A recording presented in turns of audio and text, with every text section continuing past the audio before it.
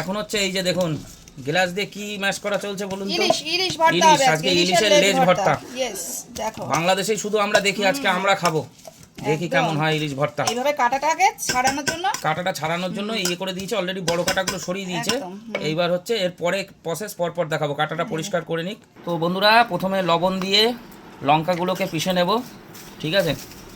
এই যে একদম ভাজা শুকনো লঙ্কা, ঠিক আছে? ও দারুণ সেন্ট বেরিয়েছে। আর এই মাছটাকে পুরো কাঁটা ছাড়িয়ে পরিষ্কার করে রাখা হয়েছে, পুরো একদম অরিজিনাল ইলিশ মাছ, ঠিক আছে? অনেক কষ্ট করে ছাড়ালাম গো। কাঁটা পুরো একদম বের করে নেওয়া হয়েছে। এবার কি কি দেওয়া হচ্ছে ভিডিওর সঙ্গে থাকুন। এইভাবে ভালো করে লঙ্কা ডলে নিতে হবে। সেন্ট বেরিয়েছে তো লঙ্কার হেভি। তারপরে পেঁয়াজ কুচি একদম পেঁয়াজটাকে আগে ভালো করে লঙ্কার সাথে ডলতে হবে। ইলিশ মাছের ভর্তাটা অনেকদিন ধরে খাবো করছিলাম, কদিন ধরে কাতলা টাতলা হেনা তেনা খাওয়া হচ্ছে, তো আজকে ইলিশের ভর্তাটা খাওয়া যাক। বাংলাদেশে শুধু মেওয়া ঘাটের ইলিশ ভর্তা দেখি। পুরো লাল একদম হয়ে গেছে পেঁয়াজ। এটার সাথে একবার ইয়ে করে নাও, ধনে পাতাটা দিয়ে দিই এর মধ্যে।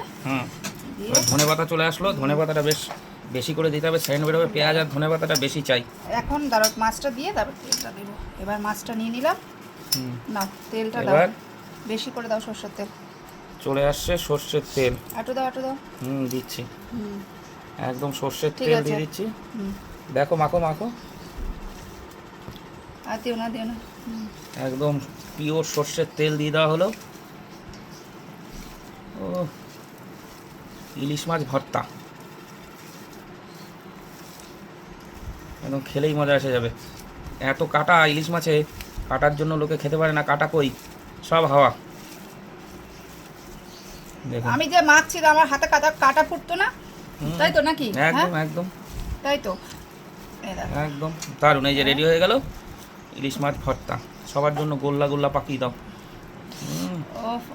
ভর্তা দিয়ে খাওয়া যাবে গরম ভাত, বাসমতি চালের গরম ভাত আর ইলিশ ভর্তা, তো দিল খুশ হয়ে গেল দেখে। একদম।